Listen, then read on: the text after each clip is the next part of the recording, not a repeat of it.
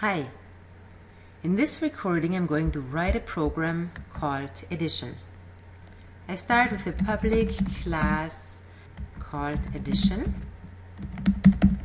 and inside I have my main method, the entry point for my application. It's public static void main string array arg s.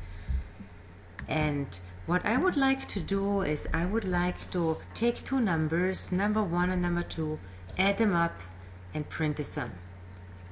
And I would like to have variables that represent those numbers and the sum. And before I'm going to show you a Java variable, I have a quick analogy from math. So in math, you have seen equations like this: 2 plus x is 5. So in this case, I say 2 plus x is 5, which means x is 3 because 2 plus 3 is 5. Or something like this: x times 2 is 8. In this case, x would be 4 because 4 times 2 is 8. So you can see two equations, both use x, but x has different values depending on the context. I could also write y if I like to, still works. I could even write something like number. This is unusual in math. We typically have a single letter like x or y, but I could write number. It would be still quite clear if I say number times 2 is 8. That means number is 4. What I want to point out is that there's a big difference between 2 and number. My 2 in my first equation and my 2 in the second equation is exactly the same because 2 is 2. 2 does not change. In Java, we call this a literal. 2 does not change depending on the context. Now here, number, that is different. Number can be 3 in my first equation and 4 in my second equation. Number is not a literal, it's a variable. It's called a variable because it varies. It changes depending on the context where it is used. So in math, I don't have to say, hello, number is actually a number. I just use it, and people understand that we're using numbers here and expect it to be a number. In Java, this is a little bit different. In Java, we have so many types. As a matter of fact, there's an infinite number of types because we can always create new ones. And I have to declare a variable before I can use it. I have to say, what is the name? Is it x? Is it y? Is it number? What is the name of my variable? What is the type? Should this be a whole number? Should this be a text, like a string? Should this be something totally different, maybe a student object?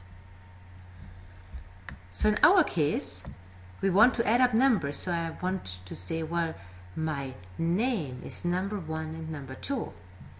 And my type is a whole number. In Java, whole numbers are integers. We write this like int, like integer. Number 1 is my first name, integer. Number 2 is my second name. I'm going to have a third variable called sum. That's where I will keep the result. And now I'm going to assign values. I say number 1 gets assigned the value 2, and number 2 gets assigned the value 3. And sum gets assigned the value number 1 plus number 2. So I want to emphasize these two horizontal lines is not this equal sign from a mathematical equation. Very different. This is the assignment operator. This means my variable number 1 receives now the value 2.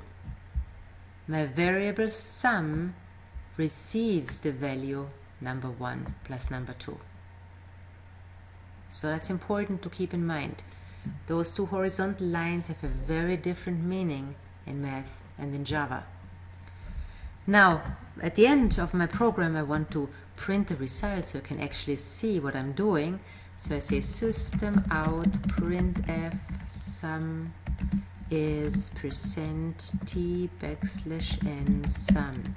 So as a quick reminder, my \n is the escape sequence for the new line, and %d is a placeholder. We used %s before as a placeholder for a string. %d means a digit, a whole number. So this is a little bit interesting that we have int like integer for whole number and d like digit for whole number. This can be confusing, it's just something we have to remember. Both are referring to whole number, int like integer and d like digit. So let's run the program. So compile, run, sum is 5. That's great. The only problem is if I compile again and run again, it's 5 again, and it will always be 5 because I am using literals here. And in order to make my program a little more interesting, I would like to actually choose number 1 and number 2, and then I can provide the sum. In earlier videos, I showed you how you can get information on the screen. And we did this with 3 print statements: print, printline, printf. Those were 3 methods provided by the Java API. We didn't have to write those methods, we just used them. Now the Java API is a fantastic resource with ready-made functionality. We have right there available for us to use. A scanner, it allows us to take user input and receive it in our program. Scanner is not quite as frequently used, so I need an import statement. It just declares that we are going to use class scanner from a certain package. So here I'm going to say import Java util scanner. That means we're going to use class scanner from package Java util. And in order to be able to use the methods that read in information from the keyboard and present me with the value in my program, I need to create an instance of scanner. We haven't learned how to create instances yet. We will focus on that in chapter 3. So at this point, I'm just going to show you how to do that for scanner. We say scanner input is new scanner system in. And what this does, it says here is a variable called input. The type is not an integer. This type is scanner.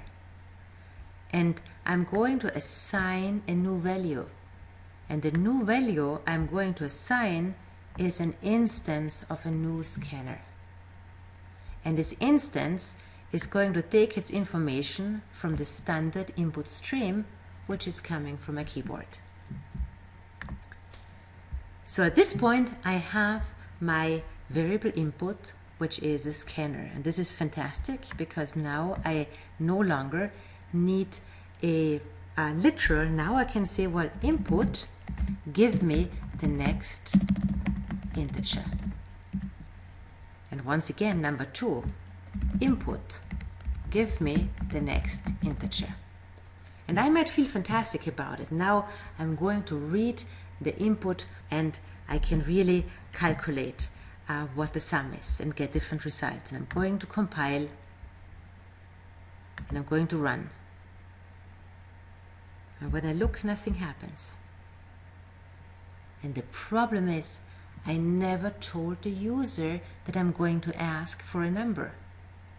In this particular situation, I remember because I was just writing it. I can say, oh, my first number is 4 and my second number is 5, which makes 9. But this is very user-unfriendly.